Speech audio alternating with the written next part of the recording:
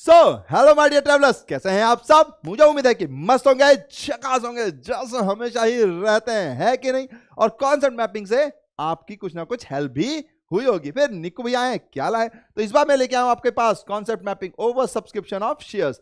यानी कि हम समझेंगे कि ओवर सब्सक्रिप्शन ऑफ शेयर्स में मेन पॉइंट्स क्या हैं। तो चलिए फिर शुरू करते हैं। तो सबसे पहले तो जाहिर सी बात है, ओवर सब्सक्रिप्शन ऑफ शेयर्स के बारे में जानेंगे। इसका जो वर्किंग नोट है ये इंपॉर्टेंट होता है, इसको देखेंगे। Then under subscription of share, हालांकि इसमें तो कुछ भी नहीं है, सेम एंट्री ही लिखना है, बाकी तो सब कुछ आपने पढ़ा ही हुआ है। फिर प्रिपरेशन ऑफ कैशबुक, यानी कि अगर कैशबुक बनाने को आ जाए तो क्या होता है। तो इस टॉपिक के अंदर इतनी ही चीजें, ज्यादा ये टफ है नहीं। जो बेसिक चीज है वो है वर्किंग नोट। तो देखिए भैया, सवाल क्या आया, सवाल ये आया कि भैया मैं 1 लाख इशू करना चाहता था। क्या करना चाहता था? मैं 1 लाख शेयर इशू करना चाहता था। मेरे पास 1.5 लाख लोग आ गए। मेरे पास कितने आ गए? 1.5 लाख लोग आ गए। भैया इन 1.5 लाख में मैंने क्या किया कि जो 80,000 आए थे ना, उनको तो मैंने 80,000 ही शेयर दे दिए। पर भैया जो 20,000 आए ना, उनको ना मैंने 10,000 शेयर दिए। फिर भैया जो 30,000 आए ना, उनको ना मैंने सोचा कि यार एक काम करते हैं, 10,000 और दे देते हैं।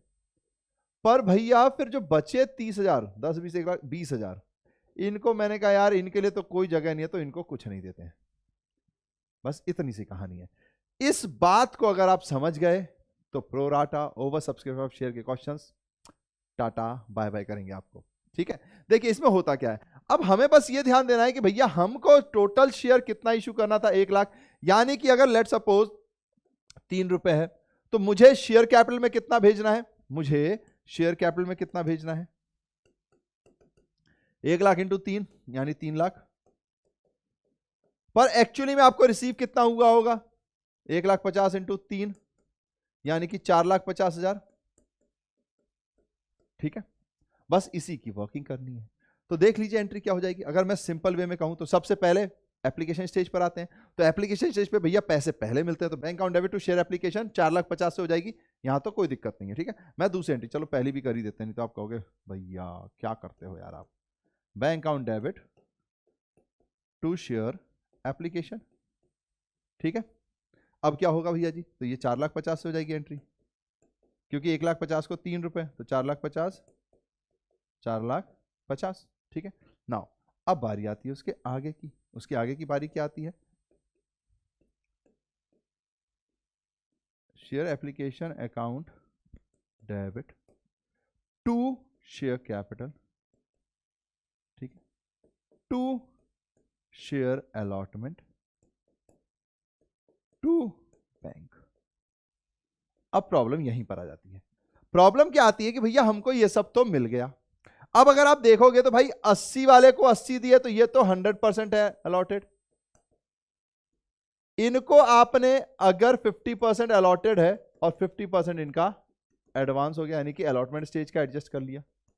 ऐसे ही यहां पर अगर आप देखोगे तो 33.33% इनको अलॉटेड है, यानी कि बचा हुआ जो आपके पास है कितना परसेंट है? 67% पॉइंट 66.67 बोल देता हूं मैं, 67। कंफ्यूज मत होइएगा, मैं भी समझा देता हूं। परसेंटेज में लिख दिया तो कहो अरे भैया ये क्या हो गया। कुछ नहीं है, 10,000 डिवाइड बाय 30,000 इंटू 100 करेंगे तो यानी इतने परसेंट आपने दिए और बाकी यहाँ पर ये हो गए। तो ये कितना हो जाएगा हमारे पास? 66.67। ठीक है, ये अलॉटमेंट से एडजस्ट हुए। अब अगर आप इसमें वैल्यू निकालोगे तो यहाँ पे 10,000 इंटू यानी कि 30,000 रुपए, ये कैसे आया? 10,000 वालों को तो आपने दे दिए, बाकी जो 10,000 है उनके पैसे अपने पास आपने रख लिए, क्योंकि रिजेक्ट हुए हैं सिर्फ ये वाले लोग। ठीक है, यहां पर क्या हुआ? आपने 10,000 वालों को तो दे दिए, बचे 20,000। 20,000 इंटू 30 यानी कि 60,000 वालों को आपने कहा कि भाई अलॉटमेंट से एडजस्ट कर देंगे। ठीक है, 20,000 इंटू 3। फिर से समझ लीजिए, यहां पर जो 80 10 10 है, यानी कि 1 लाख हम चाहते थे, 1 लाख हमें मिल गए। 80 यहां, 10 यहां, 10 यहां, तो ये तो हो गया 3 लाख। तो जो हमें मिलना था वो तो हमें मिल गया, जो हमने चाहा था कि लोग हमसे कम से कम इतने लोग तो सब्सक्राइब करें, वो हमें मिल गया। तो बैंक एप्लीकेशन अकाउंट डेबिट 4,50,000 हमें टोटल मिला, जिसमें से शेयर कैपिटल में हमने हमारे लोगों को भेज दिया, 80 वाले को, 10 वाले को, 10 वाले को, तो ये यहां से चला गया। तो ये हमारे पास हो गया कितना भैया? ये हो गया 3 लाख। अब आपको बात आई भैया अलॉटमेंट में क्या एडजस्ट करना है। तो अलॉटमेंट में भैया जी जो इनको आपने रिजेक्ट नहीं किया, देखिए इन्होंने 20,000 का लॉट मांगा, इन्होंने 30,000 शेयर्स मांगे, आपने 20,000 वाले से कहा भाई 10,000 दे दे रहे हैं, उसके आगे बात नहीं लिखी। 30 वाले से कहा 10 दे दे रहे हैं, उसके आगे बात नहीं लिखी। तो आपको समझ जाना है कि भाई इनको आपने, ये जो लोग हैं इनका आपने अलॉटमेंट से पैसा एडजस्ट करा दिया होगा। तो यानी कि इनके जो 30,000 रुपए हैं वो अलॉटमेंट से एडजस्ट होंगे। कैसे? 20,000 का मांगा तो 10,000 के तो हमें हक था, 10,000 के हमने इनको शेयर दिए हैं, बचे हुए 10,000 वो हमारे अलॉटमेंट के पैसों से एडजस्ट होंगे। फिर ये जो दूसरा बंदा है 30,000 वाला, उसका भी हमने 60,000 रुपए अलॉटमेंट से एडजस्ट किया। कैसे पता? क्योंकि 30,000 पे उसने 3 रुपए के हिसाब से 90,000 भेजे होंगे, 10,000 तो हमने एक्सेप्ट कर लिए, तो 30,000 तो उसका बनता ही है भाई। एप्लीकेशन पे 10,000 एक्सेप्ट किए तो 10 × 3 यानी 30,000 रुपए तो आपको देने ही चाहिए थे।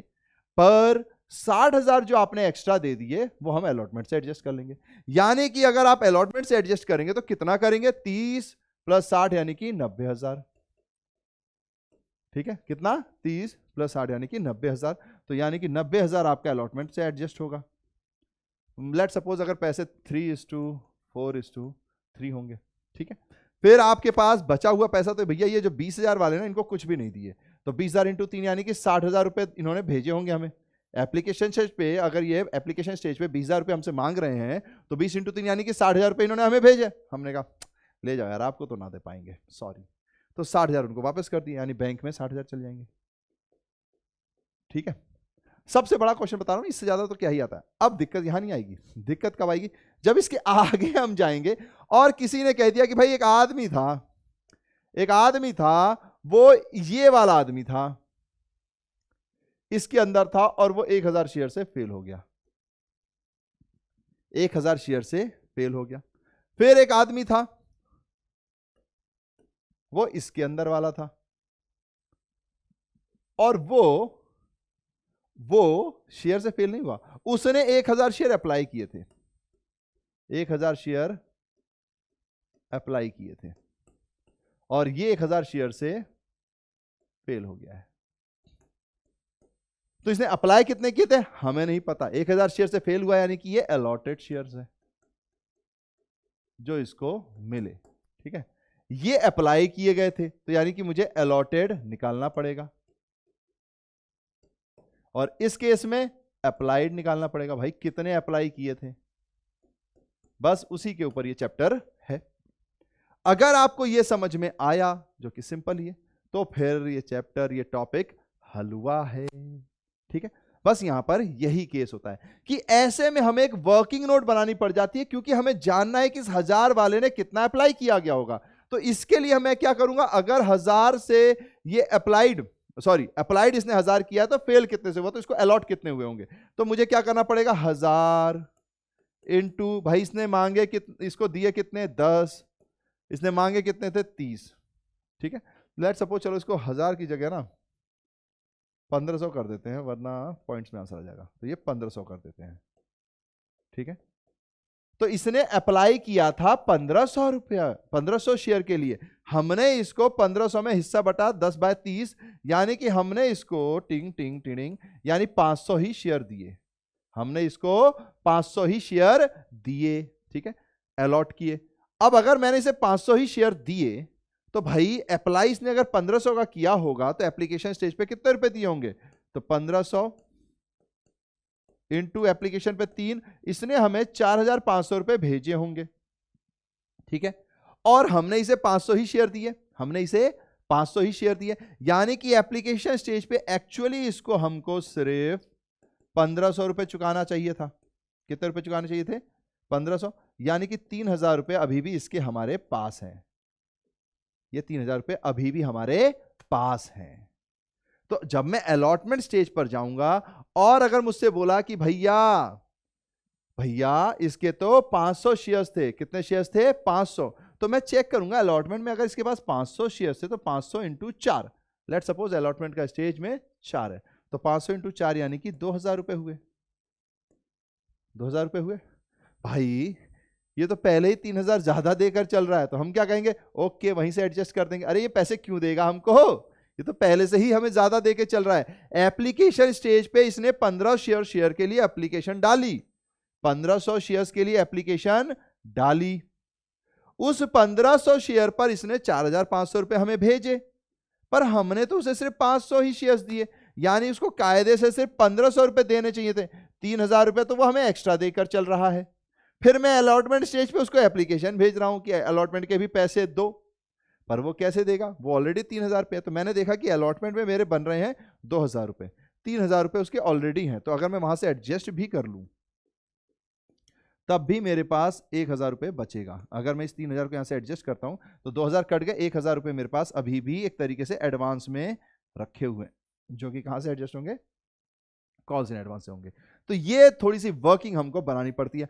अगर क्वेश्चन हमें अप्लाइड बोल देता है तो हमें अलॉटेड निकालना पड़ता है, क्योंकि एप्लीकेशन स्टेज पे आदमी ज्यादा मांग रहा है, उसे शेयर कम मिल रहे हैं।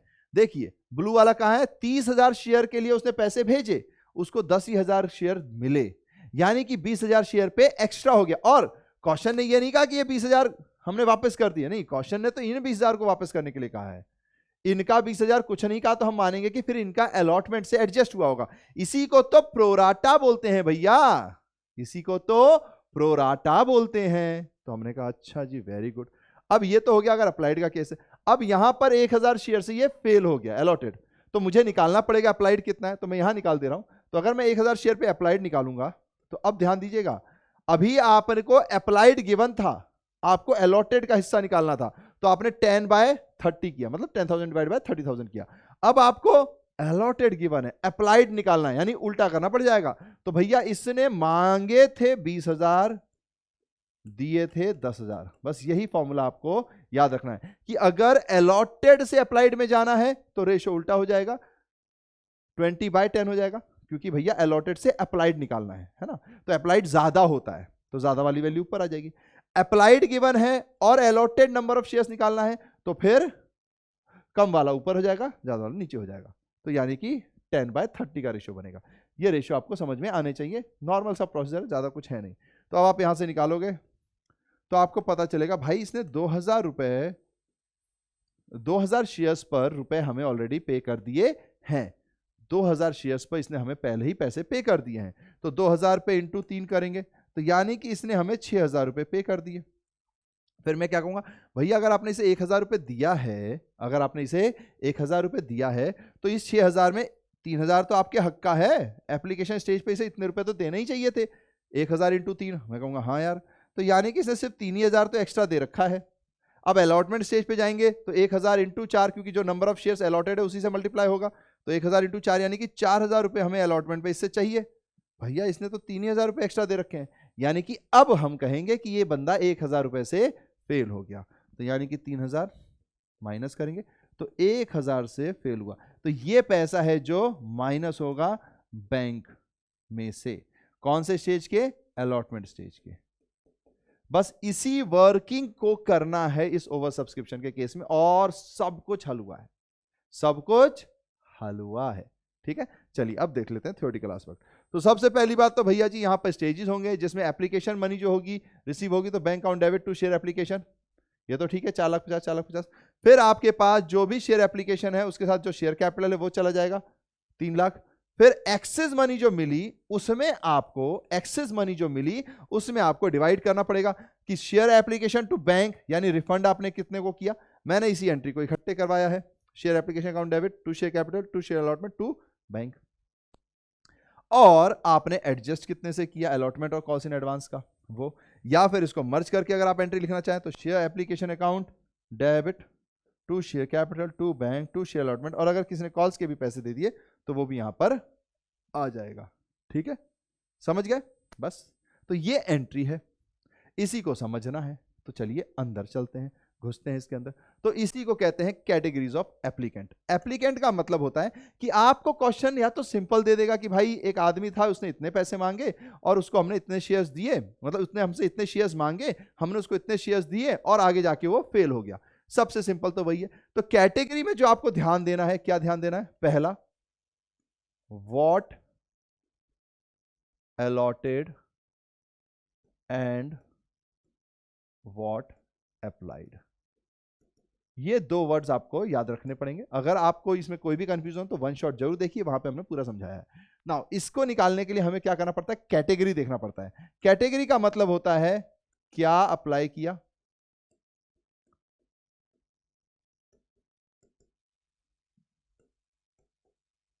क्या मिला। तो यहीं पर हम अभी ने देखा कि एक 80,000 वाला बंदा था, उसको 80,000 मिल गए, ठीक है। तो यानी कि इसका जो रेशियो हुआ वो 1:1 हो गया। अब जो बंदा था 20,000 वाला, उसको 10,000 मिले, यानी कि इसका रेशियो हुआ 2:1, 2 मांगे 1 मिला।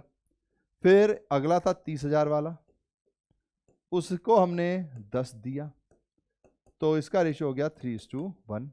अगला वाला था 20,000, जिसको हमने कुछ नहीं दिया, तो ये तो कुछ भी नहीं है, इसको रिफंड करेंगे। अब होता क्या है कि इसी में बस यही कैटेगरी कहलाती है, ये आपकी कैटेगरी है। अब क्वेश्चन में ये वाला तो भैया फुल है, अगर ये फेल होता, लेट सपोज ये फेल होता, लिखा कि 1000 शेयर्स, तो इसके केस में अप्लाइड भी वही होंगे, अलॉटेड भी वही होंगे, अप्लाइड इक्वल्स टू अलॉटेड होंगे, क्योंकि जितने इसने मांगे उसको पूरे मिले हैं। तो अगर कोई आदमी इस क्वेश्चन से फेल हो रहा है, अगर कोई आदमी इस क्वेश्चन पे फेल हो रहा है 1000 शेयर्स पर, तो मैं क्या मानूंगा कि भैया अलॉटेड भी अप्लाइड भी यही है। तो 1000 शेयर पे इसने मुझे कितने रुपए भेजे होंगे, इंटू 3 रुपए, एप्लीकेशन पे 3000 रुपए भेजे होंगे। अलॉटमेंट पे मुझे इसे मुझे कितने भेजने चाहिए थे, तो 1000 इंटू 4 यानी 4000 भेजने चाहिए थे। इसने क्या मुझे एप्लीकेशन स्टेज पे कुछ भी एक्स्ट्रा पे किया? नहीं भैया, क्योंकि जितना इसने मांगा उतना ही आपने दिया, तो कुछ भी एक्स्ट्रा पे नहीं किया, तो कुछ भी एडजस्टमेंट नहीं होगा। ये 4000 का 4000 मेरे लिए फेल हो गया, यानी बैंक से माइनस हो जाएगा। पर इस स्टेज में मुझे निकालना पड़ सकता है अप्लाइड एंड अलॉटेड, उसके लिए रेशियो यूज होता है। इस केस में मुझे अप्लाइड एंड अलॉटेड निकालना पड़ सकता है। अगर इसमें से कोई बंदा फेल हुआ, इसमें से कोई बंदा फेल हुआ, तो मुझे निकालना पड़ेगा। निकालने की पूरी प्रोसीजर मैंने आराम से समझाई है। कॉन्सेप्ट मैपिंग है, थोड़ा अगर मैंने फास्ट बोला होगा तो आप प्लीज स्पीड स्लो कर सकते हैं, यूट्यूब पे स्पीड स्लो होने का ऑप्शन है, फिर धीरे धीरे से देखिए, वर्किंग नोट बनाइए। ये बहुत ही ईजी है। ये कॉन्सेप्ट मैपिंग से अगर आपको समझ में आ गया तो सीधा क्वेश्चन लगा दो बॉस, फिर वन शॉट देखने की भी जरूरत नहीं है, लेक्चर देखने की भी जरूरत नहीं है, सीधा सीधा आप क्वेश्चन लगाइए, आपको पक्का समझ में आएगा। इससे ज्यादा टफ क्वेश्चन कोई है ही नहीं, ठीक है। तो इन्हीं को बोला जाता है कैटेगरी। कैटेगरी 1 बोल देंगे, इसको 2 बोल देंगे, इसको 3 बोल देंगे। कौन सी कैटेगरी से कौन सा पर्सन फेल हो रहा है उसके ऊपर निकलेगा कि व्हाट अलॉटेड व्हाट अप्लाइड।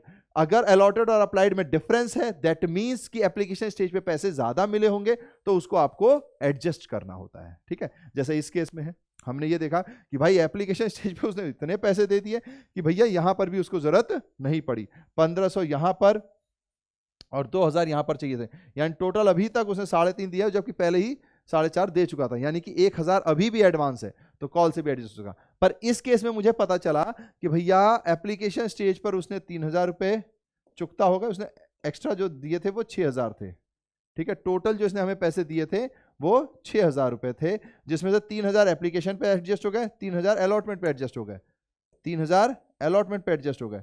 तब मुझे एक्चुअली पता चला कि ये 1000 से फेल हो गया, क्योंकि मुझे अलॉटमेंट में जो चाहिए थे वो ये चाहिए थे, पे एक्स्ट्रा जो थे 3000 थे, तो 1000 का मुझे लॉस हो गया, जो कि बैंक में से माइनस हो जाएगा, ठीक है। और अगर इस केस में कोई बोलता तो 1000 पे अगर 4 रुपए के हिसाब से करते तो 4000 रुपए से वो फेल होता, क्योंकि उसने कोई भी एक्स्ट्रा पैसा तो दिया नहीं। तो बस यही इसमें करना है, ठीक है। अब इसको दिखाने के 2 तरीके हैं। पहला तरीका कौन सा है, टेबल वाला शो। टेबल वाले शो में भैया कैटेगरी आ जाएगी 1, share applied 80, allotted 80, application money received 80 into 3 2,40,000, share capital में कितने जाएंगे 2,40,000, अलॉटमेंट में फिर अभी तो वो बात कीजिए, इसमें तो कुछ हुआ ही नहीं। सेकंड कैटेगरी भैया, सेकंड कैटेगरी थी 20,000 वाली, कितने दिए 10,000 दिए, एप्लीकेशन पे कितनी मनी रिसीव हुई 20,000 के हिसाब से 60,000 रिसीव हुए, शेयर कैपिटल में कितने जाएंगे 30,000 जाएंगे, तो अलॉटमेंट से कितने एडजस्ट होंगे 30,000 एडजस्ट होंगे, ठीक है। फिर आपके पास थर्ड कैटेगरी, भैया जी 30,000 के थे, कितने दिए 10 दिए, एप्लीकेशन पे कितने रिसीव हुए 30,000 पे हुए होंगे तो 90,000 हुए, कैपिटल पे कितने जाएंगे 10 दिए हैं तो भैया 30 जाएंगे, तो अलॉटमेंट से कितने एडजस्ट होंगे भैया 60 एडजस्ट होंगे, पर ये 60 भी आगे चल के चले जाएंगे, क्योंकि यहाँ पे उसको देने तो कम ही है, ठीक है। फोर्थ कैटेगरी, कितने अप्लाइड किए थे भैया 20,000, कितने अलॉटेड, निल। एप्लीकेशन में मनी कितनी रिसीव हुई, 20,000। शेयर कैपिटल में कितने जाएंगे, निल। क्यों, क्योंकि ये रिफंड में चला जाएगा। अब इसकी आप कैलकुलेशन कर लीजिए। तो यहां पे आप आएगी 1,50,000 जो हमने मांगा था, एग्जाम्पल मैंने बता रखा है। 1 लाख एक्चुअली अलॉट किए गए है ना, हमने ज्यादा तो अलॉट कर ही नहीं सकते हैं। एप्लीकेशन पे जो रिसीव हुए वो टोटल कितने हो गए, करेंगे आप तो 50 और ये 1 मिनट 3 लाख, अमाउंट आएगा ना यार यहाँ तो 60,000 अमाउंट आएगा 20 इंटू 3, ठीक है। इसको हटा दो, मैंने नंबर ऑफ शेयर यहाँ लिख दिया 60। तो 2,40,000 3 लाख, ये 4,50,000। तो एप्लीकेशन पे पैसे कितने आए, 4,50,000। एंट्री याद है ना। फिर उसके बाद भैया कैपिटल में कितने जाएंगे, 3 लाख जाएंगे। तो भैया यहां पे अलॉटमेंट में कितने जाएंगे, 90 जाएंगे भैया, ठीक है भैया। फिर बैंक में रिफंड कितना जाएगा, ये वाला 60 जाएगा भैया, तो यहां पे भी 60।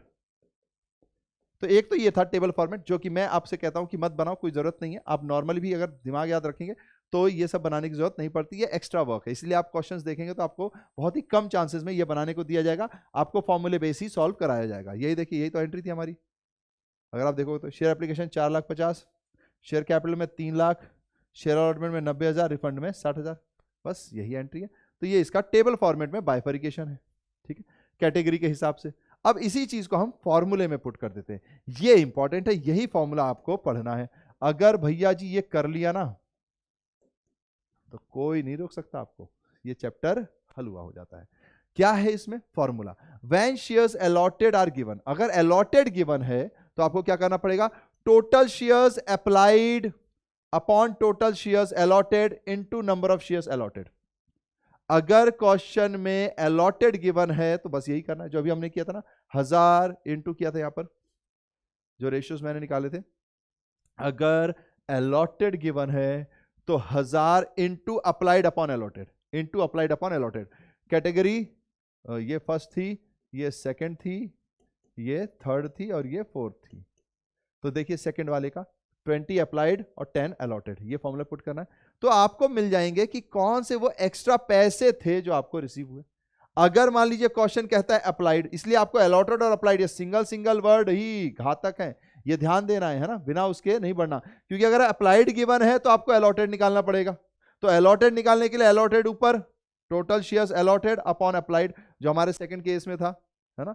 टोटल शेयर्स अलॉटेड 10, ये रहा 10/30, ठीक है, 10,000 था, ये 30,000 था और 30 का था। ये लो मैं पूरा ही लिख देता हूं, नहीं तो आप कहोगे कि भैया,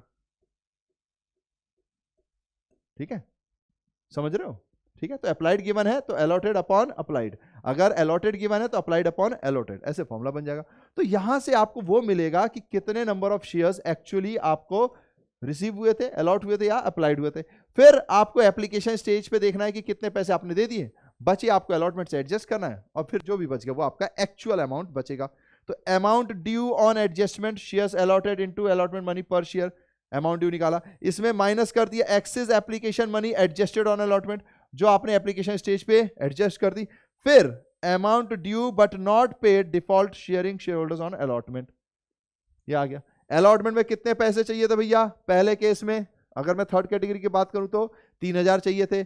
आपने एप्लीकेशन पे कितने दिए हैं, 1,500, 4,500 दिए हैं, तो 1,500 आपके पास अभी बचे हुए थे, 1,500 1000 बचे हुए थे। ये रहा 4,500 एक्स्ट्रा दिए थे, जिसमें से एप्लीकेशन के 1,500 थे, बचे कितने 3,000। अलॉटमेंट में चाहिए 2,000, जबकि एक्स्ट्रा आपके पास 3,000 है, तो 1,000 अभी भी एडवांस है। पर इस केस में अब जब आएंगे तो भैया 6,000 रुपये हमें एक्स्ट्रा मिले थे, 3,000 मैंने एप्लीकेशन पे एडजस्ट कर दिए, बचे कितने 3,000। अलॉटमेंट में कितने चाहिए 4, बचे हुए तो अभी सिर्फ 3,000 है, यानी 1,000 का हमारे पास हो गया नुकसान। तो ये फॉर्मूला आपको याद रखना है, ये मोस्ट इंपॉर्टेंट चीज है। जैसे ही आपने इसको कर लिया तो कुछ भी दिक्कत नहीं आएगी, ठीक है, बस खत्म। फिर आता है पॉइंट एक अंडर सब्सक्रिप्शन का। अंडर सब्सक्रिप्शन का मतलब है सेम एंट्री। सेम एंट्री बोले तो भैया जो हमने अभी शेयर ऑफ इश्यूज में एंट्री की थी, अगर स्टेज है bank to share application to share capital, क्योंकि एक्स्ट्रा कुछ हो नहीं रहा तो और चीजें आएंगी नहीं, रिफंड का केस बन नहीं रहा है ना। तो जो हमने पहले, इससे पहले वाले इश्यू ऑफ शेयर में जो कॉन्सेप्ट मैपिंग में जो एंट्रीज की है वही है। फिर share allotment to share capital, फिर बैंक टू शेयर अलॉटमेंट, फिर अगर फर्स्ट कॉल फाइनल है तो to share first and final call to share capital, फिर bank to share first and final call. अगर सेकंड कॉल आ रहा है तो सेकंड कॉल की एंट्री कर देंगे। तो same as issue of shares. बस ध्यान क्या देना है, बताइए क्या ध्यान देना है? मिनिमम सब्सक्रिप्शन 90% होना ही चाहिए। अगर इससे भी नीचे चला गया तो पूरी प्रोसेस खारिज, 15 दिन के अंदर पैसे लौटाने पड़ेंगे जब भी ये प्रोसेस की एंड डेट आएगी। ठीक है, तो अंडर सब्सक्रिप्शन बहुत ही सिंपल था, कुछ नहीं है। अब बारी आती है लास्ट, पहले एक डिफरेंस भी देख लेते हैं over subscription and under subscription में है क्या। वैसे सिंपल ही डिफरेंस है, कुछ ज्यादा है नहीं। शेयर अप्लाइड, इसमें क्या होता है, शेयर ज्यादा अप्लाइड होते हैं। Share applied is more than the shares offered, इसमें कम होते हैं। Is less than the shares offered, जो आपने ऑफर किया उससे कम एप्लीकेशन आ रही है। यहां पर भैया जो ऑफर किया उससे भी बम्पर एप्लीकेशन आ रही है। ठीक है, now acceptance, all applications are not accepted, यहां पर तो यह सारी करनी पड़ेगी। Applications are accepted, all application यहां एक्सेप्ट की जाती है। रिफंड, यहां पर रिफंड होता है अगर एक्सेस मनी रिसीव हुई है तो, या फिर आप अलॉटमेंट के साथ एडजस्ट करते हो, है ना। पर यहां पर तो भैया सभी मनी एक्सेप्ट की जाती है। No excess money no excess application money to be refunded, क्योंकि जो मिल रहा है वो तो ले ले भैया, जितना चाहता उतना तो मिल ही नहीं रहा है। तो जो मिले भाई, गरीबी में आटा गीला है, जितना भी आटा है उसी से काम चला रहे हैं। मिनिमम सब्सक्रिप्शन यहां पर तो फेस ही नहीं होती, यहां पर आपको देखना पड़ता है कि भाई कम है तो कितना कम है, क्या मिनिमम सब्सक्रिप्शन का बार सही है तो फिर ठीक है, अगर नहीं है तो नहीं है। 89.9 भी हुआ तब भी उसे रिजेक्ट ही किया जाएगा। ठीक है, चलो अब बढ़ते हैं आगे। अब आता है प्रिपरेशन ऑफ कैश बुक। भैया इसमें कुछ भी अलग चीज नहीं है, कैश बुक जैसे बनाई जाती थी वैसी ही बनानी है। बस क्या है कि अगर आपको प्रिपरेशन भी करनी है कैश बुक में, तो जो आपकी बैंक की एंट्रियां होती है ना जनरल एंट्री में, उसको नहीं करना। बस बैंक की एंट्री आपको जनरल एंट्री में नहीं करनी, उसके लिए आपको कैश बुक बना देना है। 11th क्लास याद कीजिए, सब्सिडरी बुक बोला जाता था। तो जब भी आप कैश बुक बनाते हैं तो कैश की एंट्रियां करने की जरूरत नहीं पड़ती हैं। बस यही यहां पर पॉइंट है। ठीक है, जब आप परचेज बुक बनाते हैं क्रेडिट वाली परचेज की एंट्रियां नहीं करनी पड़ती। याद आया 11th क्लास में? तो वही यहां पे कॉन्सेप्ट है। Cash book is a special journal which is used for recording transactions. When shares are issued for cash, cash book may have to be prepared. Thus, cash transactions are recorded in cash book. No non-cash, not cash नहीं, non-cash transactions are recorded in journal. ये 11th class का concept है। ठीक है, ध्यान रखिएगा। तो भैया कैश बुक कैसे बनती है तो आपको पता ही होना चाहिए, वैसे मैं बता देता हूं। इन द बुक्स ऑफ शक्ति limited cash book bank column only आएगा यहां पर। तो देखिए यहां पर आपके वो पैसे आते हैं, ये आपका डेबिट साइड होता है और ये आपका क्रेडिट साइड होता है। ठीक है, आपको क्या करना है भैया, इस साइड वो चीज आएंगी जो पैसा बढ़ाएंगी, इस साइड वो आएगा जब पैसा जाएगा। तो पैसा कब बढ़ता है भैया, bank account debit to share application, bank account debit to share allotment, bank account debit to share first and final, bank account debit to share अगर सेकंड कॉल हो रहा है तो देखिए टू इक्विटी, अगर इक्विटी है तो इक्विटी, प्रेफरेंस है तो प्रेफरेंस आ गया, अलॉटमेंट, प्रेफरेंस का अलॉटमेंट, इक्विटी का फर्स्ट एंड फाइनल को, प्रेफरेंस का फर्स्ट एंड फाइनल को अगर आ रहा है तो। बस एक ही केस होता है जब रिफंड आता है, याद है, जब हम प्रोराटा की एंट्री करते हैं। वो जो अलॉटमेंट वाली स्टेज है वही प्रोराटा कहलाती है। तो उस केस में आप कभी कभी रिफंड भी कर सकते हो। जैसे अभी हमने 20,000 × 3 यानी 60,000 रिफंड किए थे, तो वो पैसे यहाँ पर आ जाएंगे। फिर जाहिर सी बात है उस ईयर की यहाँ पर आपकी टोटलिंग होगी, टोटलिंग होने के बाद यहाँ पर टोटलिंग आएगी, फिर आपका कुछ बैलेंस बचेगा जो कि यहाँ पर आ जाएगा। फिर यही बैलेंस जो है वो यहाँ पर ब्रॉट डाउन हो जाएगा। तो ये हमारा नॉर्मल कैश बुक का ट्रांजैक्शन है। क्वेश्चन इससे आते नहीं पर आपको कॉन्सेप्ट पता होने चाहिए। कभी मान लो 3 नंबर में आ गया, इजी था लेकिन आप कर ही नहीं पाए। अगर आपसे क्वेश्चन ने कैश बुक बोल दिया है बनाने को तो आप बैंक की एंट्रियां नहीं करेंगे, सीधा यहां कैश बुक में उसकी एंट्री डाल देंगे। ठीक है, डन। तो यहां पर आकर हमारा ओवर सब्सक्रिप्शन का केस भी होता है खत्म। ध्यान क्या रखना है, प्रोराटा वाली वो एंट्रीज की अलॉटेड लिखा हुआ है तो अप्लाइड निकालना पड़ेगा, अप्लाइड लिखा हुआ है तो अलॉटेड निकालना पड़ेगा, क्योंकि एप्लीकेशन स्टेज पे पैसे हमें ज्यादा रिसीव हुए हैं। तो हमें देखना पड़ेगा कि जो बंदा फेल हुआ है क्या उसने हमें ज्यादा पैसे दे रखे हैं, वो एक्चुअल में फेल कितना हुआ। क्योंकि लेट सपोज अलॉटमेंट में मुझे उससे 3,000 रुपए चाहिए, पर एप्लीकेशन पे वो 2,000 रुपए की जगह 4,000 रुपए दे चुका है। तो 2,000 तो एप्लीकेशन के गए, बचे 2,000 एक्स्ट्रा है ना। तो जो उसने अलॉटमेंट में 3,000 पैसे नहीं दिए उसमें से ये 2,000 एडजस्ट होंगे, तो एक्चुअली वो सिर्फ 1,000 के लिए फेल हुआ होगा। ठीक है, इस समझने के लिए हमें पूरी वो वर्किंग नोट बनानी पड़ती है। सिंपल है, मुझे उम्मीद है कि आपको समझ में आ गया होगा। कॉन्सेप्ट मैपिंग है तो हम थोड़ा तेज बताते हैं। अगर आपको कहीं भी दिक्कत है, वीडियो को थोड़ा स्लो स्पीड में कर लीजिए, या फिर कॉन्सेप्ट अगर समझ में आ गया तो डायरेक्ट क्वेश्चन कीजिएगा, तब फिर वन शॉट मत देखिएगा। अगर कहीं कंफ्यूजन लगे तो वन शॉट देखिएगा, क्योंकि उसमें हमने इलस्ट्रेशंस भी सॉल्व कराए हुए हैं। ठीक है, चलिए तो फिर यहां पर हमारी ये कॉन्सेप्ट मैपिंग भी होती है खत्म। और फिर लास्ट में हम क्या कहते हैं, थैंक यू। आई होप कि you are enjoying the moments and enjoying that butterfly जो आपके पेट में चल रही होगी, क्योंकि एंजॉय करेंगे तो आसानी से सब कुछ हो जाएगा। वैसे भी निको भैया है तो हो ही जाएगा। और फिर जो लास्ट में हमें बोलना है, क्या बोलना है, हैव स्माइल्स, स्प्रेड स्माइल्स। ये तो हमारा मोटो ही है। कोशिश रहेगी कि जब आप रिजल्ट देखें या जब उसके एग्जाम के टाइम से बाहर आए, तब भी आप इस मोटो को याद रख पाए। Because smile is the biggest gift you can give to anybody. And keep smiling like this.